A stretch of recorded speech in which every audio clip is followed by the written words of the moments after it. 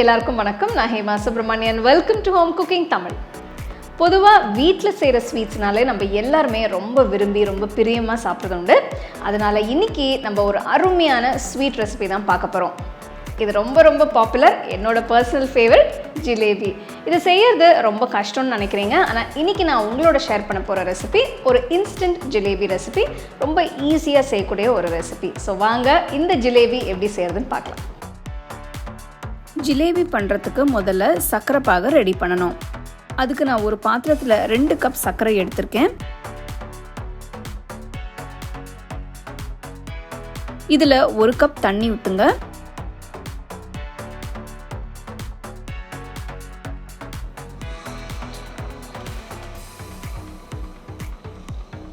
சர்க்கரை கம்ப்ளீட்டாக கரைஞ்சதும் இதில் 2 ஏலக்காய் தட்டி போடுங்க. அரை எலுமிச்சை பழத்தோட சாறு, 1 சிட்டிகை அளவு குங்குமப்பூ போடுறேன். குங்குமப்பூ போடுறது ஆப்ஷனல் தான். இது போட்டால் ஃப்ளேவர் இன்னும் நல்லா இருக்குன்றதுக்காக போடுறேன். இதை 5 நிமிஷத்துக்கு மீடியம் லோ ஃப்ளேமில் கொதிக்க வைங்க. பார்த்தீங்கன்னா சர்க்கரை பாகு இப்போ ரெடி ஆயிடுச்சு. சர்க்கரை பாகு ரொம்பவும் திக்காக கம்பி பதத்துக்கு இருக்கக்கூடாது, அதே மாதிரி ரொம்ப தண்ணியாகவும் இருக்கக்கூடாது. பாருங்கள், இந்த மாதிரி இருக்கணும். அப்போ தான் ஜிலேபியை போடும்போது சர்க்கரை பாகு அப்சார்ப் பண்ணி நல்லா கோட் ஆகும்.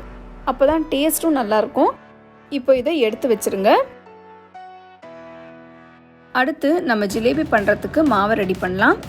அதுக்கு ஒரு பாத்திரத்தில் 1 கப் மைதா, 1 சிட்டிகை அளவு பேக்கிங் பவுடர். வேணும்னா இங்கே பேக்கிங் சோடா கூட சேர்த்துக்கலாம், ஆனால் 1 சிட்டிகைக்கு மேலே போடாதீங்க. 1 சிட்டிகை அளவு ஆரஞ்சு ஃபுட் கலர் பவுடர் சேர்க்குறேன். உங்களுக்கு கலர் பவுடர் வேண்டாம்னா நீங்கள் சேர்க்காமலே அப்படியே கூட செய்யலாம். எல்லாத்தையும் நல்லா கலந்து விடுங்க.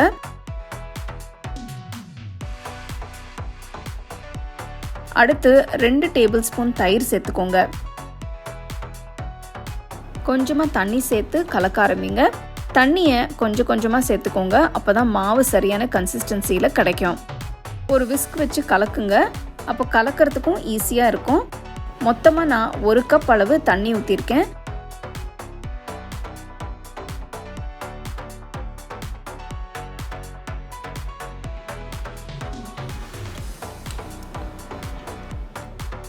மாவு பார்த்தீங்கன்னா நல்லா ஸ்மூத்தாக க்ரீமியாக வந்திருக்கு. நம்மளோட ஜிலேபி மாவு ரெடி ஆயிடுச்சு. இப்போ இதை ஒரு பைப்பிங் பேக்கில் ஊற்றிக்கலாம். இன்றைக்கி நான் டிஸ்போசபிள் பைப்பிங் பேக் யூஸ் பண்ணுறேன். இதில் மாவு ஊற்றுறதுக்கு ஒரு கிளாஸ்க்குள்ள பேகை வச்சு இந்த மாதிரி மடித்து வச்சுக்கோங்க.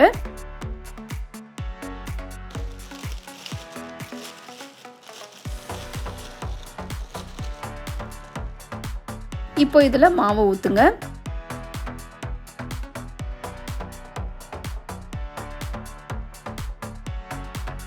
ஒரு ரப்பர் பேண்டை வச்சு நல்லா டைட்டாக க்ளோஸ் பண்ணுங்க.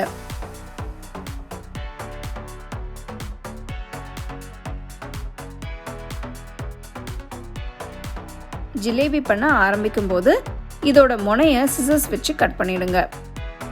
சர்க்கரை பாகு ஒரு பவுலில் ஊற்றி வச்சிருங்க. அடுத்தது ஜிலேபியை பொரிக்கிறதுக்கு எண்ணெயை சூடு பண்ணிக்கலாம். நல்ல அகலமான கடாயில் தேவையான அளவு எண்ணெயை ஊற்றி சூடு பண்ணுங்க. நிறைய பேர் பார்த்தீங்கன்னா நெய் ஊற்றி பொரிப்பாங்க. உங்களுக்கு விருப்பம்னா நீங்களும் எண்ணெய்க்கு பதில் நெய் ஊற்றி பொரிச்சுக்கலாம். இப்போ இதை கட் பண்ணிக்கலாம். மாவை பிழியறதுக்கு முன்னாடி எண்ணெய் சூடாயிடுச்சுன்னா செக் பண்ணி பாருங்கள். எண்ணெய் ரொம்பவே சூடாக இருக்கக்கூடாது. எண்ணெய் சூடானதும் அடுப்பை மீடியம் ஃப்ளேமில் மெயின்டைன் பண்ணுங்கள். இப்போ எண்ணெய் சூடாயிடுச்சு. மாவை லைட்டாக ப்ரெஸ் பண்ணி ஜிலேபியை பண்ண ஆரம்பிங்க.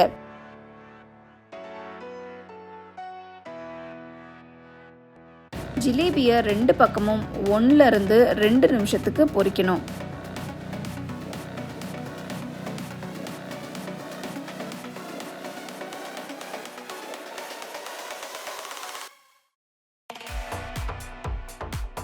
எண்ணெயிலிருந்து எடுத்துட்டு உடனே சர்க்கரை பாகில் போடுங்க.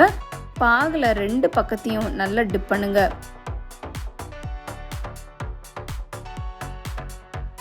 மெதுவாக எடுத்துட்டு சூடாக சர்வ் பண்ணுங்க.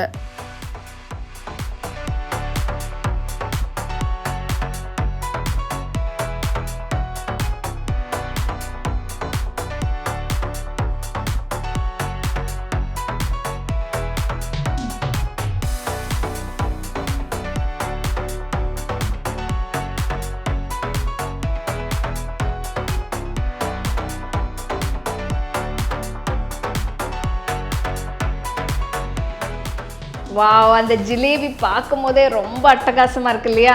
அவ்வளோ கிறிஸ்பியாக அவ்வளோ டேஸ்டியாக இருக்கும். நீங்கள் வீடியோ பார்த்த உடனே உங்களுக்கு தெரிஞ்சிருக்கும் ரொம்ப ஈஸி இது செய்கிறது. கண்டிப்பாக இந்த ரெசிபி நீங்கள் ட்ரை பண்ணி உங்கள் ஃபேமிலி ஃப்ரெண்ட்ஸோட ஷேர் பண்ணுங்கள்.